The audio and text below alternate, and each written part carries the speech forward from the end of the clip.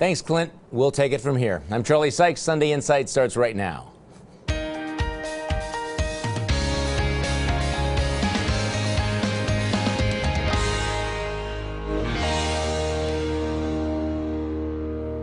Good morning and welcome to Sunday Insight. In the week that was, well, that happened. Clint Eastwood headlines of the GOP convention talking with an imaginary Barack Obama. University of Wisconsin cracks down on mopeds by students. The Capitol Police crack down on chronic protesters in Madison. A Navy SEAL comes out with a new book about the killing of Osama bin Laden, and the White House is pretty unhappy about it. The Packers wrap up the preseason, but the big story, the Cheesehead Revolution on full display in Tampa. With this pick, he showed that the R next to his name doesn't just stand for Republican, it stands for reformer. Of course, there was RNC Chairman Reince Priebus, Cardinal Timothy Dolan, and of course, the man of the hour, Vice Presidential nominee Paul Ryan. It was, in fact, Paul Ryan's night. Democrats have invested millions of dollars in attacking the Wisconsin congressman, but the 42-year-old Ryan had a chance to introduce himself and his family to the nation Tuesday night. Mr. Chairman, delegates, and fellow citizens, I am honored by the support of this convention for Vice President of the United States. The President has declared that the debate over government-controlled health care is over. That will come as news to the millions of Americans who will elect Mitt Romney so we can repeal Obamacare. Obamacare comes to more than 2,000 pages of rules, mandates, taxes, fees, and fines that have no place in a free country. With all their attack ads, the president is just throwing away money. And he's pretty experienced at that. College graduates should not have to live out their 20s in their childhood bedrooms, staring up at fading Obama posters and wondering when they can move out and get going with life. Joining me on our panel this morning, political strategist for Milwaukee County Supervisor Linda Bruin, who has a fading Obama poster in her bedroom, the McIver Institute's Brian Fraley, and Media Tracker's Brian Sikma. So we'll start with you. Did Paul Ryan, did he do what he had to do this last week? Yeah, I think he rallied up the faithful of the Republican Party. I don't think he won any independents over, but I'd give his speech at least a B, if not a B+. He made a few mistakes. Yeah, Brian Sikma. A+. Yeah. The reason for that being, this was the Paul Ryan that those of us from Wisconsin know. This was the classic guy. He's going out there. Let's face it, the fear and smear campaign of the Obama-Biden ticket, they don't want to talk about facts. And Paul Ryan's this young, energetic guy showing that the Republican Party is not a bunch of angry old people. It includes young people that have a stake in the future of this country, and he wants to tackle the facts and talk about the math. I think it's going to go a long way towards swaying independence to the Ryan ticket. Fraley. Yes, the young guy, the cool guy, the smart guy. Not Barack Obama anymore. It's Paul Ryan. He was awesome this week. Well, that was what I thought was powerful about that one little anecdote of the college student sitting there with the fading Obama poster. You can identify with that, right? Can you do that? I don't have a fading Barack Obama poster, but I have college students. So that I thought was one of his best lines. Right. Well, and one of the themes of this convention was, you guys are kind of, you're out of ideas, you're out of energy, yesterday's wind and all of that. That the cool, the fresh, the young is no longer the Obama ticket. It's Paul Ryan. Now, you said before that he made some mistakes. Which mistakes were you referring to? Well, I think he as coming on as attack dog, which is traditional for a vice presidential candidate, I don't think he's used to. And I do think he made some mistakes. I think he mischaracterized and omitted some facts that were key in some of the points he made. But the bottom line, which is why he gets a B+, in my opinion, instead of something lower, is that 2 weeks from now, nobody's going to remember that. They're only going to remember that he did the job he was supposed to do. Well, I'm going to come back to that. And I've said this on the radio, that I had very high expectations for Paul Ryan. He exceeded the expectations. I mean, for a guy who was the first time on the national stage, that was a very powerful speech. Yep. And it was written by a former panelist on this TV show, John McConnell, who's also a Wisconsinite. But I thought the way he weaved together his personal story, he had some humor, he introduced his family, and yet he had a very, very strong critique of the Obama presidency.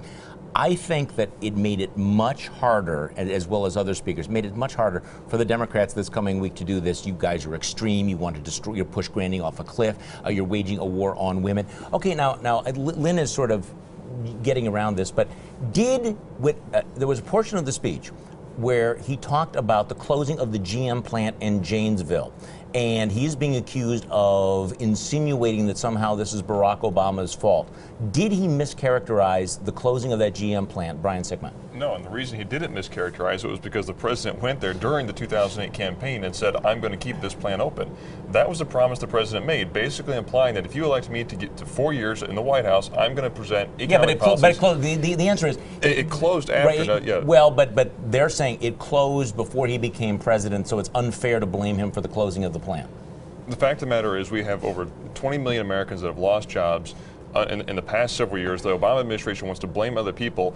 What happened in Janesville, the calendar's there. I mean, this was not a closing thanks to, I mean, if Barack Obama was going to keep his promise to the American people, these plants would have been able to stay open. But the implication clearly, first of all, I wasn't actually specifically referring to the Janesville plant, although that's one of them that I think he misrepresented, or he left the impression that it was Obama's fault that the plant closed, when in reality that decision was made before Barack Obama ever took office. I do agree that Obama went there and talked about putting together initiatives to reopen plants. And the problem is this guy's been around long enough to know that you need to say what you mean, and to have people scrambling to, after the fact, to describe it is a problem. Well, I do think I actually am more concerned about the debt commission statements. Well, let me go back to this one, because it's very clear that he said exactly what he wanted to say, and it was mischaracterized, because he was not blaming Barack Obama for the closing of the plant. Barack Obama came in 2008, and he said to these workers who had been told they were losing their job, he said, you know what?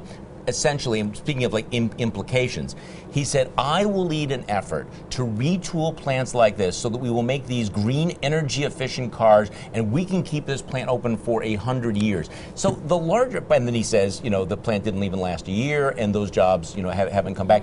And it is that larger point that you had all of these big promises, all of these grand visions. I'm going to do this green economy, the green jobs, the cylinder jobs, and they haven't delivered. And that was the point that he was making. And Charlie, you did a better job saying that now and saying it on the air in the last day or so, a couple days, than Paul Ryan did. And so that's the only issue I have with that. You know why it was such a great line? Not only because it was true, because it's got the left so up in arms. I mean, clearly they understand that Obama's failure to deliver on his promise of a renewed economy, of jobs, of a green economy, whatever, that failure is going to sink him in this election. Okay, still ahead on Sunday Insight. Will you or won't you have to show an ID at the polls in November? And as we go to break, some of Mitt Romney's acceptance speech from Thursday night. But tonight, I'd ask a simple question. If you felt that excitement when you voted for Barack Obama, shouldn't you feel that way now that he's President Obama?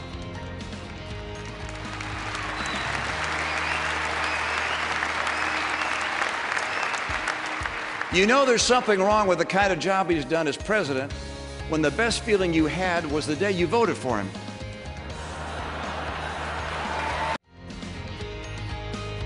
Not need a photo ID to vote this November because that's still tied up in the courts. But the Government Accountability Board last week overrode its own staff recommendation and said that local clerks should accept data from smartphones when registering voters.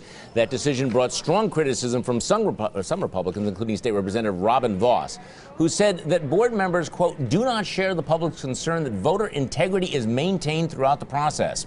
Members of the GAB said they approved the measure to use the smartphone data because they wanted to demonstrate they are not dinosaurs. Brian Fraley. Yes, these 50 and 60 and 70-something-year-old judges wanted to prove that they're hip and with it. Hey, look, I just won the state lottery. Look at my Megabucks ticket. I'm going to go to a state office now and cash this in because obviously this is legitimate. This is great. Look, the poor disenfranchised voters who can't afford a free voter ID can now use their $300 smartphones to prove they live where they say they live. This is so ridiculous. I mean, we're at the MacGyver Institute, we're looking over the same-day voter registrations down in Racine and what some of the poll workers accepted on paper. CarX muffler receipts.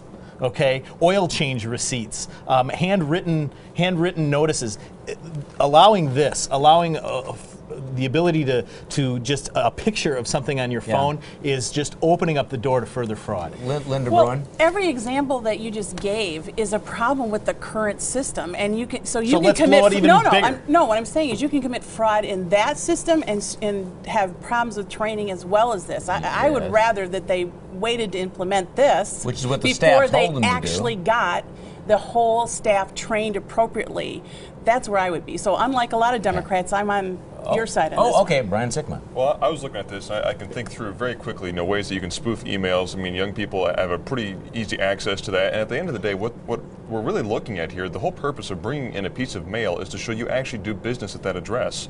I can call my phone company the moment we leave this TV show, and I can call them and say, I've changed my address, and they can send me paperless billing to a fake address that I've set up, and I get it via email. And as long as my credit card clears, they're fine with that.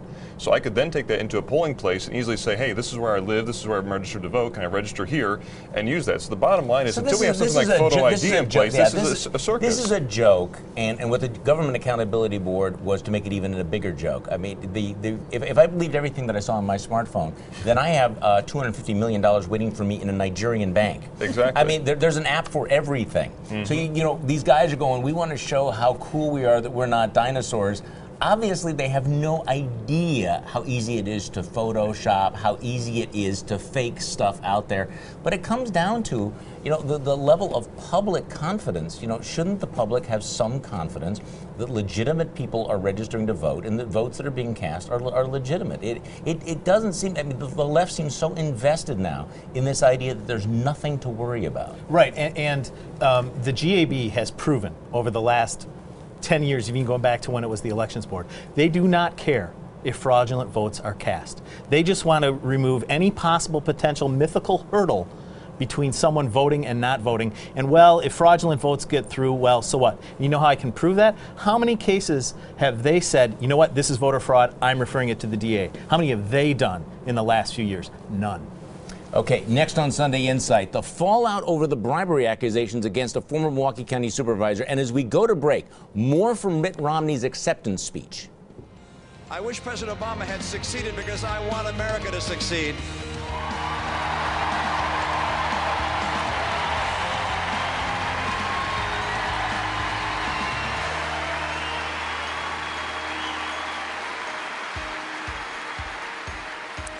But his promises gave way to disappointment and division.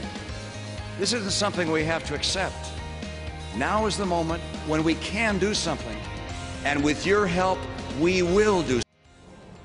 Johnny Thomas may have been acquitted by a jury last week, but the fallout continues. The former Milwaukee County supervisor was found not guilty by a jury of charges that he accepted a bribe. The verdict was an embarrassing setback for the Milwaukee County DA's office, but also raised questions about the role of the county's top administrator, Patrick Farley, who had gone to prosecutors with his suspicions and then participated in the sting. Farley admitted he lied repeatedly to Thomas, and jurors appear to think that he lacked credibility. I really felt it was an unfair trial to have gone to court, and it was pretty much a waste of the tax dollars. All of which raises a number of questions. Number one, why was Johnny Thomas targeted in the first place? What was the role of Farley's boss, County Executive Chris Abele, in setting up a sting of a member of the county board? And what does this mean for Farley's ability to work with that board in the future? Brian Sickman. Well, I think it raises a lot of questions about Patrick Farley's role in county government. I mean, you can either be in law enforcement or you can be in the executive branch and then take your concerns to law enforcement and have them investigate the legislative branch. But to be participating in this sting operation, it was clearly a shoddy operation. And I have to wonder who in the DA's office decided that they can go along with Farley's concerns here and say, we'll set this sting operation up. The evidence they gathered was not very convincing to the jurors there. I mean, 90 minutes later, they acquitted him. You have to wonder, is John Chisholm losing control of his office? Does he not have control of his office? What's going on here? This is part of an ongoing problem in the DA's office. Okay, now Linda Brew, you testified, you're a former county supervisor as well, you testified in this case.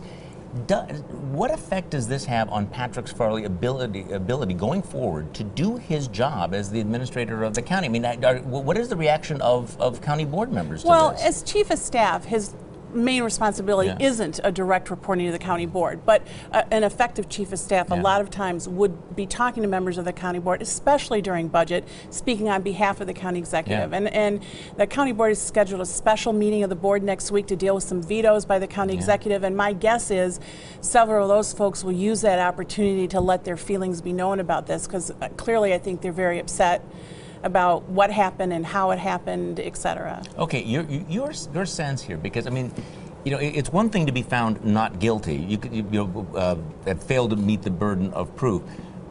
This does look very much like a setup. Like, in fact, a lot of the things we were told about this case turn out not to be true. So here you have somebody who really tried to, again, has to work with the county board members, who tried to destroy a member of the county board. And I'm seeing quotes from other county board members saying, I'm never going to trust this guy again. Yeah, in addition to doing the testimony, I was also on a jury once, and it can take 15 minutes for a jury just to get organized and decide who's the jury foreman going to be. So to me, a 90-minute decision is pretty serious. So given that we had some information in the paper that looked serious against John Thomas, like the taping of the money in the envelope behind the mirror in his mirror, which by the way was completely false. And if that was, as they went forward with that, the fact that they found all that out, I think, destroyed credibility. I want to get to Brian in just a moment, but early in the week, I had spoken with the attorney for Johnny Thomas, and I looked at some pictures that they forwarded, and I posted on my website. Now, this was one of the most highly publicized aspects of the case, that Johnny Thomas had somehow taped or didn't. They said stashed the money behind a mirror on a bureau in his bedroom, and they sent me pictures showing. First of all, it was in his briefcase. It was behind this full-length mirror, which was basically like a little mini closet, and he just simply had put the briefcase behind this thing. No one would have characterized that as stashing the money behind a mirror and so you look at that and you think, who wrote that criminal complaint? And was that criminal complaint specifically designed to mislead? And I think it's one of the reasons why the jury was so quick to kick it back. It takes an amazing amount of work and effort to make the Milwaukee County Board look credible. And Farley did that. I mean, the County Board is not covering themselves in glory. They are still a clown show. You're not there anymore. I can continue to say this with impunity. So, so they go through this, and I don't know this for a fact. Okay, this is pure conjecture, but I think the DA's office heard about this, sniffed this, and said, you know what, we've got this John Doe going on for 2.5, 3 years against Walker. We need one in the left pocket too to show that we're balanced. Let's run with this. And the jury certainly said this was not a real case. See, I don't have any problem with if an administration official suspects that there's fraud or something going on, approaching the DA's office to find out. Of course. So I don't fault Farley for that. I really have concerns about the DA's handling of this matter, the ADA, and I don't even know who it is. So luckily, I don't have to bring personalities into this. But for that piece of it, Pat Farley and Chris Abley don't file criminal complaints. The district attorney's office does, and they're responsible for setting up the sting and how that sting is conducted. That's not something Pat Farley does. So, I would hope that there would be a realization that some of this responsibility is shared, and it's not just Pat Farley. You're absolutely right, and John Chisholm's got to ask questions about, when the DAs come to him and say, we have a slam dunk case, don't worry about it, you put your name on this. He's really got to be asking questions about their judgment and what they told him. Next on Sunday Inside, our panel picks the winners and losers of the week, and first, here's your morning news update. It's time for our panel to pick the winners and losers of the week. Linda Bruin, you're first. Clint Eastwood is my Republican convention loser of the week. Celebrity speakers are supposed to help set the stage for the nominee, but Clint Eastwood's odd rambling speech upstaged Romney by generating negative media attention right before Romney's speech. My convention winner gave a speech that made all the right news for the Republican Party. This speech was given by a phenomenal woman who could become the first female president of the United States if only she wanted to. Former Secretary of State Condoleezza Rice took the stage, reminded us of what the real American dream is, and stole the show. Brian. Losers this week are the folks at PolitiFact and other print media fact checkers. Most people, including liberals and conservatives, don't trust you. Fact. Your subject selection and your analysis are subjective and often bizarre. These features are failed stunts that increase readership, supposedly, but nothing more. Hey, winners are the first responders and doctors at nurses at Freighter, Wisconsin's Level 1 Trauma Center. For months, there's been an incredible wave of shootings going on in Milwaukee, and it's only through their hard work that the murder rate hasn't skyrocketed. Brian Sigma. Well, on Wednesday, former Secretary of State Condoleezza Rice delivered a powerful speech to the Republican National Convention. In addition to tackling foreign policy, Rice shared her own life story as she talked about the exceptionalism of America. Her political instincts are good, and with a primetime speech like that, Rice reasserted herself as a powerful figure in American politics. And what can only be described as a bizarre incident, State Representative Brett Hulsey of Madison this week came under serious scrutiny after apparently flipping a 9-year-old boy off of an inner tube at Madison Beach on July 4th. Hulsey then took pictures of the scene before deleting them at the request of the boy. For seriously weird behavior and constantly changing his story of what happened, Hulsey is my loser this week. Well, winners, now this is easy. Cheesehead conservatives, Ron Johnson, Reince Priebus, Scott Walker, Paul Ryan, all at center stage of the national debate. Loser, Milwaukee Mayor Tom Barrett. The Obama campaign said jump. Barrett said how high. Hopped on a plane to Tampa to ankle bite the Republican convention and was completely ignored by the media. Ouch. It's not easy being irrelevant. Thanks for joining us. Join me for my radio show on Monday morning on News Radio 620 WTMJ from 8:30 until noon. Have a great week.